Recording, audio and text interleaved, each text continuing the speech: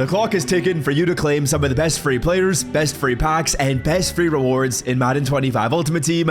Let's have a little bit of a yap session on this beautiful Monday morning. Now, I don't want to fully overwhelm you guys in this video and say every single reward I'm going to show you is insane and you need to grind for it. No, I'm going to go through here and show you the rewards you need, the ones you should consider grinding for, and the ones you can honestly avoid to make this video a lot more digestible and not overwhelm you with some crazy content all over the place. Now, first things first, let's start it off by talking about season number 2 rewards, which as you guys can see, this season is expiring in 1 day and 20 hours on Wednesday. This thing's a goner. Now, boys, in terms of what level rewards I think you want to grind for, which ones are worth passing up on, I would say the 2 levels that are pretty insane are level 44 and level 47. Now, the reason why is because both of these are going to give you a legendary option pack. Now, inside of that pack, if you go through and select the 83 plus overall boom or bust player pack, you can kind of go crazy. I opened up 2 of these for free. One of them gave me an 85 Kyle Van Noy, and the other gave me an 88 overall Quinton Williams. Now, in total coin value, I made almost 400,000 coins by opening up those 2 packs, and in my opinion, if you can get to level 44,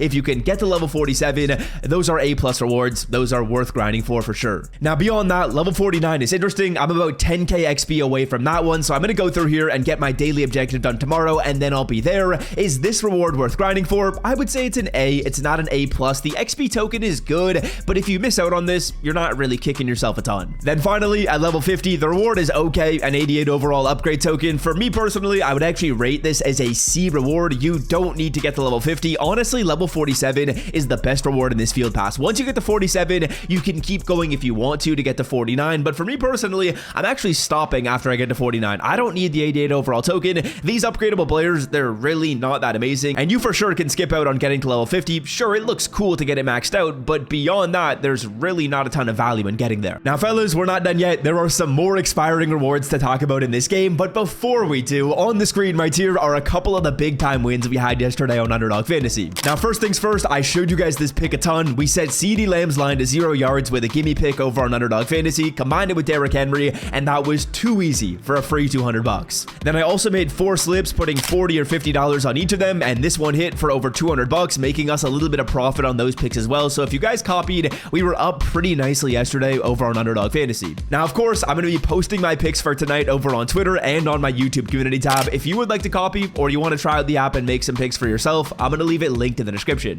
All right, now what other rewards are expiring soon? Well, if you go on over to house rules, I think the rewards in here are interesting. The Super Plays house rules is gone in 2 days and 23 hours, so on Thursday, and at level number 3, this is kind of the premium reward. It's 2 86 plus overall BND Gridiron Guardian player packs. Or you could actually just take 2 regular 83 plus overall packs. Those cards are auctionable and tradable. I think that pack right there is interesting. Now, me personally, I'm actually grinding for this. I'm at 21 out of the 30 wins, and I feel like it's going by relatively quickly. I also have 2 of those packs from going through the field pass, so in total, I'm gonna have 4 of those packs to open. And I'm actually gonna make a video tomorrow going through and opening those bad boys up to see how well we can do. As you guys can see, I've got 2 of these which are just 86 plus overall BNDs and guaranteed 83s, but the ones from house rules are actually better than that, because if you take the auctionable and tradable slot, you get an 83 plus overall pack instead of just a regular 83. So very, very interesting right there. Again, I'm going to be making a video tomorrow opening up 4 86 plus overall player packs. If you guys want to stay up to date with that video, hit that red subscribe button down below, because that video will kind of show you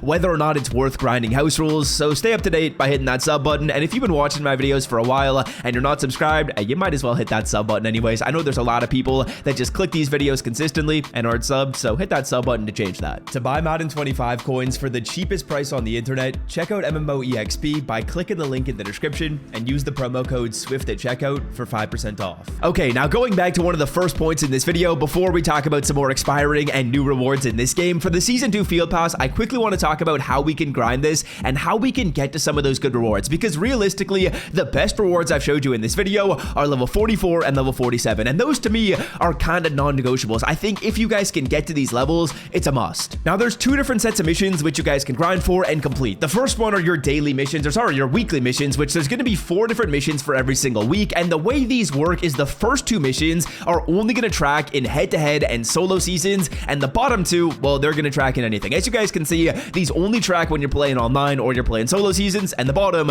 well, you can track in any game mode for these. So I'm assuming for a lot of people, you'll probably have the bottom missions done already for all these weeks. You might not have all the top missions done because yes, it can be difficult to force 20 fumbles in head-to-head games. And then the second set are the program missions. The program missions are very lucrative. There's 3 in here, 2 in each of these programs, Game Time, Breakout, and Gridiron Guardians, and these give you 72k XP every time you do them. Now the program missions are kind of the layup. They're the really easy ones to do. If you guys want to grind for these missions, a lot of them are offensive based. Actually, all of them are offensive based, and a lot of them are just going to require you to score points, get passing yards, or score passing touchdowns. If you guys want to get these done, let me show you how to do that. Now, first things first, you got to have 2 players from the program in your lineup, but I'm assuming all of us know that. If you guys are looking for a solo to grind, I think the easiest one is the training camp solo, basic drills, and go to touchdown territory. You're playing against a very bad team. If you run the ball, you score a touchdown easily. If you pass the ball, you run right by their defenders. Although there are some challenges where you can go through and start a little closer to your goal line, which will give you more yards every single time you do the challenge. I like this one because you're playing against such a bad team that it's so mindless. If I'm running the ball, I'm running right by defenders without even thinking about it. It's just too easy. So that, if you guys want to go through and grind program missions, is what you guys should be doing. If you guys need to get progress on your weekly missions, which I had to do actually earlier today, I needed some more sacks, I needed some more passing yards, I needed some more rushing yards and some rushing touchdowns.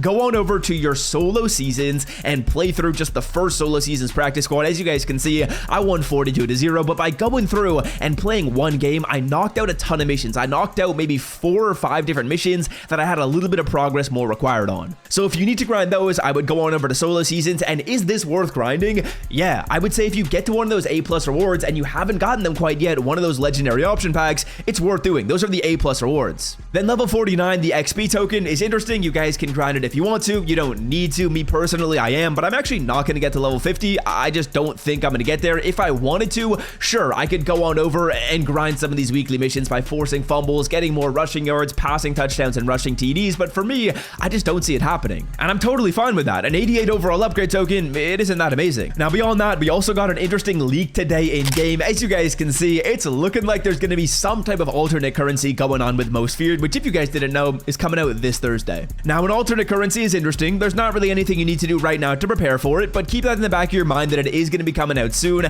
I'm really hoping that EA goes crazy with Most Feared. Like, I feel like the bar is set pretty high. We need some good content, and I'm hoping they deliver. And an alternate currency, if you guys don't know, is basically a new currency EA Sports will put in the game that all the Most Feared cards are going to quick sell for. So say, for example, we get a Most Feared 90 overall, it will quick sell for the alternate currency instead of training. And the way you're going to go through and actually pick up some of that alternate currency is by either re-rolling or opening up packs. What that could do is increase the market a little bit. Now, I don't think it's going to increase the market a ton, but I think EA Sports kind of knew there was a big market crash coming, and by introducing an alternate currency, that typically props up the market a ton. It's not going to go through and increase it, but it might just slow down the decrease or just prop it up a little bit. So interesting right there. Not really anything you guys need to do to prepare for it, but just interesting to see. And of course, that currency isn't confirmed yet. All we saw is that one staging photo that I got in game today, but I just wanted to talk about that really quickly. We're going to go through and rip one final pack at the end of the video. Coin pull was that? Not bad. A Maurice Hurst, 80 Patrick Queen. We'll take it. And that's going to do it for me. If you guys enjoyed today's video, be sure to scroll down and drop a like. That's the #1 way to support the channel. Check out Underdog Fantasy as well with the promo code SWIFT. And until next time, I'm out. Love y'all. See ya.